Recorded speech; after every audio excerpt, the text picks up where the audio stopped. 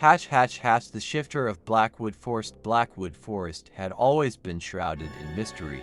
Locals whispered about eerie sightings and strange howls echoing through the trees on moonlit nights. The most chilling of these tales was that of the shifter, a werewolf cursed to roam the forest, transforming into a beast driven by an insatiable thirst for blood. On the edge of the forest lived a young woman named Eliza. She had heard the stories growing up, but she never believed in such nonsense. That was until one fateful evening when her friend Thomas went missing during a hike. Determined to find him, Eliza ventured into the forest, armed only with a flashlight and her resolve. The forest was eerily quiet, the only sound being the crunch of leaves beneath her boots. The further she ventured, the more oppressive the atmosphere became. Shadows seemed to dance just beyond the beam of her flashlight, and every rustle of the wind made her heart race. As she reached a clearing, Eliza found remnants of a campsite, torn tents, scattered belongings, and deep claw marks on the trees. Her heart pounded as she realized these were the signs of a struggle. Suddenly, a low growl echoed through the clearing, sending chills down her spine. Turning slowly, she saw him. A figure stood at the edge of the clearing, partially obscured by the shadows. His eyes glowed with an unnatural light, and his form seemed to shift and distort in the dim light. Eliza recognized him. It was Thomas. But something was horribly wrong. His features twisted, his body contorted, and within moments, he transformed into a monstrous werewolf. Eliza froze in terror as the beast let out a blood-curdling howl. She knew she had to run, but her legs felt like lead. Just as the werewolf lunged toward her, a glint of silver caught her eye. A silver dagger lay among the scattered belongings. Summoning all her courage, she dove for it, clutching the weapon tightly in her trembling hand. The werewolf snarled, its eyes fixated on the dagger. It hesitated, seemingly aware of the weapon's lethal potential. Taking advantage of the moment, Eliza slashed at the beast, the silver blade cutting through its fur and flesh. The werewolf howled in pain, staggering back before collapsing into the darkness. Panting heavily, Eliza cautiously approached the fallen creature. To her horror, she watched as the werewolf's body shifted back into the familiar form of Thomas, his face twisted in agony. He managed to utter a few words before succumbing to his injuries. Find the others. The shifter's curse. Eliza's mind raced. There were more like him, more cursed souls trapped in the forest. The realization dawned on her that the legend of the shifter was far from over. The true horror was just beginning. As dawn broke, Eliza emerged from the forest, her mind a whirlwind of fear and determination. She knew she had to uncover the secrets of the shifter's curse and save those still ensnared by it. The chilling howl of the werewolf echoed in her ears, a haunting reminder of the darkness lurking within Blackwood Forest. The story had only begun. The shifter of Blackwood Forest. Eliza stumbled out of the forest, her clothes torn and blooded, clutching the silver dagger that had saved her life. As she approached the village, she saw the concerned faces of the townsfolk, their eyes filled with questions. She could barely find the words to explain what had happened, but she knew she needed to warn them about the shifter's curse and the danger lurking in Blackwood Forest. The village elder, a wizened woman named Margaret, listened intently as Eliza recounted her harrowing encounter. Margaret's face grew pale as Eliza described Thomas's transformation and his dying words. "The curse of the shifter," Margaret murmured. "It's worse than we feared." Margaret led Eliza to the village's small library, where ancient tomes and dusty scrolls filled the shelves. She pulled out an old, leather-bound book and began flipping through its pages. The book detailed the legend of the shifter, a curse that had plagued the forest for centuries. According to the legend, Margaret explained, the shifter was once a guardian of the forest, a protector of the land. But he was betrayed by those he trusted and cursed to become a beast driven by an insatiable thirst for blood. The curse is passed from one person to another through a bite, and the only way to end it is to find the original shifter and destroy him with a weapon forged from silver or obsidian. Eliza's heart sank. If what Margaret said was true, then there were more victims of the curse, more innocent people trapped in the form of monstrous werewolves. She realized that her fight was far from over. "We need to find the original shifter," Eliza said, her voice determined. "We need to end this curse once and for all." Margaret nodded. "There's an old map in the library that might help. It shows the locations of ancient shrines scattered throughout the forest. The shifter's lair is said to be near one of these shrines." Eliza and Margaret spent the next few hours poring over the map, marking the locations of the shrines. They decided to start their search at the nearest shrine, a place known as the Moonlit Grove. As they prepared for the journey, Eliza couldn't shake the feeling that they were being watched. She glanced around the village, her eyes scanning the shadows for any sign of danger. The memory of Thomas's transformation and the werewolf's blood-curdling howl haunted her, a constant reminder of the peril they faced. Armed with the silver dagger and a small obsidian knife Margaret had given her, Eliza set off for the Moonlit Grove. Margaret insisted on accompanying her, despite her age. "I have knowledge of the forest and the curse," she said. "You'll need my guidance." The path to the Moonlit Grove was treacherous, winding through dense underbrush and rocky terrain. As they walked, Margaret shared more about the history of the curse and the shifter's tragic tale. The shifter had once been a man named Eamon, a guardian of the forest who had been betrayed by those he loved. Consumed by rage and despair, Eamon had been transformed into a monstrous werewolf, doomed to wander the forest for eternity. The curse can only be broken if Eamon is killed by a weapon of silver or obsidian, Margaret reiterated. "But be careful, Eliza. The shifter is cunning and powerful. He will stop at nothing to protect his lair." As night fell, the forest grew darker and more foreboding. The howls of wolves echoed in the distance, sending shivers down Eliza's spine. They reached the Moonlit Grove, a serene clearing bathed in the soft glow of the moon. In the center of the grove stood an ancient stone shrine, its surface covered in intricate carvings. Eliza and Margaret approached the shrine cautiously. As they examined the carvings, they discovered a hidden compartment containing a weathered scroll. The scroll detailed the final resting place of Eamon, the original shifter, and hinted at the location of his lair. Suddenly, a low growl rumbled through the grove. Eliza's heart raced as she turned to see a pair of glowing eyes watching them from the shadows. The creature stepped into the moonlight, revealing itself as another werewolf, its fangs bared and claws ready to strike. Eliza and Margaret braced themselves for a fight, knowing that their journey had only just begun. The fate of the village and the lives of those cursed by the shifter depended on their success. As the werewolf lunged toward them, Eliza raised the silver dagger, her resolve unwavering. She knew that she had to find the original shifter and end the curse, no matter the cost. The forest held its breath, the shadows closing in around them. The battle was far from over, and the true horror of the shifter's curse was yet to be unveiled. Hatch, hatch, hatch, the shifter of Blackwood Forest.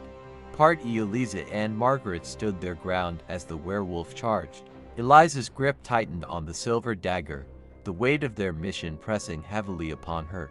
The werewolf's growl resonated through the grove, a feral promise of death. Just as it lunged, Eliza sidestepped and slashed with the dagger. The silver blade sliced through the werewolf's shoulder, eliciting a pained howl.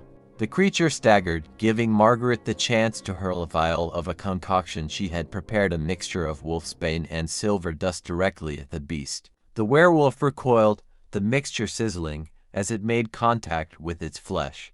It retreated into the shadows, eyes glowing with malice before disappearing into the forest. The immediate danger averted, Eliza and Margaret caught their breath, knowing this encounter was just a prelude to the real threat. "We need to keep moving," Margaret urged, her voice steady despite the adrenaline coursing through her veins. "Eamon's lair won't be far from here." Following the clues from the ancient scroll, they pressed deeper into the forest. The moonlight provided scant illumination, casting eerie shadows that danced with every movement. The air grew colder, and the oppressive silence was occasionally broken by distant howls, a constant reminder of the lurking danger. Hours later, they arrived at the edge of a ravine. Below, partially hidden by overgrown foliage, lay the entrance to a cave, Eamon's lair. The cave exuded an aura of malevolence, as if the very air around it was poisoned by the curse. They descended carefully, each step bringing them closer to their goal and increasing the sense of foreboding. Inside, The cave was dimly lit by phosphorescent fungi, casting an unnatural glow. The walls were adorned with ancient symbols, telling the story of Eamon's betrayal and curse. As they ventured deeper, they found remnants of past victims' tattered clothing, broken weapons, and scattered bones. The reality of the curse's brutality was laid bare before them. In the heart of the cave, they discovered a large chamber. At its center lay Eamon, the original shifter, in his human form, seemingly asleep. His appearance was haggard, eyes sunken and hair disheveled, but even in this state, there was an undeniable aura of power around him. Margaret whispered, "We must be careful. Though he appears human, he can shift at any moment. This is our only chance to end the curse." As they approached, Eamon's eyes snapped open, revealing a mixture of sorrow and fury. He stood, the transformation beginning almost instantly. His body contorted and grew, morphing into the massive, terrifying werewolf. Eliza knew she had to act fast. She brandished the silver dagger, but before she could strike, Eamon let out a deafening roar, and from the shadows, more werewolves emerged, his cursed followers, ready to defend their master. Margaret and Eliza fought valiantly, each clash with the werewolves draining their strength. Margaret used her knowledge of potions and herbs to fend off the beasts, while Eliza focused on reaching Eamon. The chamber echoed with the sounds of battle, growls, and cries of pain. Just as despair began to creep into Eliza's mind, she remembered the obsidian knife Margaret had given her. With renewed determination, she fought her way through the fray, dodging claws and fangs, until she stood face to face with Eamon. The werewolf lunged, and in that critical moment, Eliza plunged the obsidian knife into Eamon's chest. The beast howled in agony, thrashing violently before collapsing. The cave fell silent, the remaining werewolves retreating as their master lay defeated. Eamon's body reverted to his human form, and with his dying breath, he whispered, "Thank you for ending my torment." Eliza and Margaret stood in the eerie quiet, the weight of their victory slowly settling in. The curse was broken, but at what cost? The village had lost many to the curse, and the forest still held its secrets. As they made their way back to the village, the first rays of dawn pierced through the trees, heralding a new beginning. The villagers greeted them with a mixture of relief and mourning, understanding the gravity of what had transpired. Margaret and Eliza knew their journey had not truly ended. The forest still whispered its ancient secrets, and the origins of the shifter's curse were not fully understood. They had defeated Eamon, but questions remained. Who had betrayed him? And were there more dark forces at play? In the following days, Eliza and Margaret prepared to delve deeper into the mysteries of Blackwood Forest, determined to uncover the full truth behind the shifter's curse. Their story, far from over, was just one chapter in the ancient saga of the forest. The real threat might still be lurking, waiting for its moment to strike. And as they ventured once more into the depths of Blackwood Forest, the shadows seemed to close in around them, whispering secrets and promises of untold horrors yet to be faced. The shifter of Blackwood Forest. Even the weeks following Eamon's defeat, Eliza and Margaret continued their research into the origins of the shifter's curse. The village began to rebuild, and the stories of their bravery spread, but a lingering unease remained. Something about Eamon's curse felt incomplete, as if they had only scratched the surface of a deeper, darker mystery. One evening, as they pored over the ancient scrolls and tomes in the village library, Eliza discovered a hidden compartment in one of the oldest books. Inside was a parchment, more ancient than the others, written in a language she couldn't decipher. Margaret, with her extensive knowledge, recognized it immediately. "This is the language of the ancients," she said, her voice tinged with awe and fear. "Few can read it, but there's someone who might help us." Margaret spoke of a reclusive scholar named Alaric, who lived on the outskirts of the neighboring village. He was rumored to have knowledge of ancient curses and forbidden magic. Determined to uncover the full truth, Eliza and Margaret set out to find him. Their journey took them through dense forests and over treacherous mountains. After several days, they reached Alaric's secluded cabin, hidden deep within the woods. The old scholar was wary of visitors, but upon hearing their tale, he agreed to help. Alaric studied the parchment intently, This text speaks of a much older curse, he revealed. Iman was but a pawn in a game played by darker forces. The true source of the curse is an ancient entity known as the Shadow Beast, a primordial being of darkness and malevolence. The Shifter's curse was merely one of its manifestations. Eliza and Margaret listened, horrified. The Shadow Beast had been manipulating events from the shadows, feeding off the fear and chaos created by the Shifter's curse. The parchment contained a ritual that could summon and, hopefully, destroy this ancient evil, but it required a sacrifice of great personal cost. Determined to end the nightmare once and for all, Eliza and Margaret agreed to perform the ritual. They returned to Blackwood Forest, to the heart of Iman's lair, the site most closely tied to the curse. Alaric accompanied them, bringing the necessary artifacts and guiding them through the complex incantations. As they began the ritual, the air grew thick with an oppressive energy. Shadows danced and twisted around them, forming into the terrifying shape of the Shadow Beast. The creature's eyes glowed with a malevolent intelligence, and its voice echoed in their minds, promising pain and despair. Eliza and Margaret stood firm, chanting the ancient incantation. The Shadow Beast writhed and howled, its form flickering and distorting. Just as they neared the ritual's climax, the creature lashed out, striking Alaric down. The scholar fell, gravely injured, leaving Eliza and Margaret to finish the ritual alone. In a final, desperate act, Eliza realized the personal cost the ritual demanded. She understood that to truly vanquish the Shadow Beast, a life must be willingly given.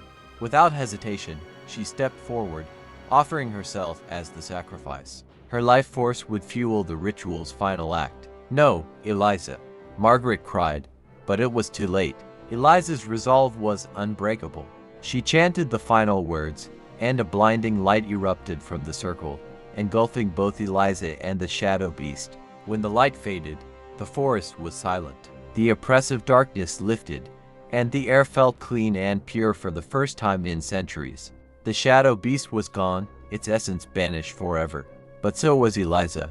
Margaret, tears streaming down her face, mourned the loss of her brave friend. She carried Eliza's body back to the village, where they held a somber ceremony to honor her sacrifice. The villagers, now free from the curse, hailed Eliza as a hero, a beacon of hope in their darkest hour. As the village began to heal, Margaret couldn't shake the feeling that the story wasn't over. One night, while tending to the ancient books in the library, she found a new entry in the oldest tome, written in a hand that was unmistakably Eliza's. The Shadow Beast is defeated, but its remnants linger. The battle continues beyond this realm. Prepare, for the darkness will seek another vessel. Margaret knew then that Eliza's spirit was still fighting, continuing the struggle in another realm. The forest and its secrets remained, but hope endured. The villagers vowed to remain vigilant, honoring Eliza's legacy and ready to face whatever new challenges might arise. The forest, once a place of fear, now stood as a testament to courage and sacrifice. And though the shadows would never fully disappear, the light of Eliza's bravery would guide them through whatever darkness might come.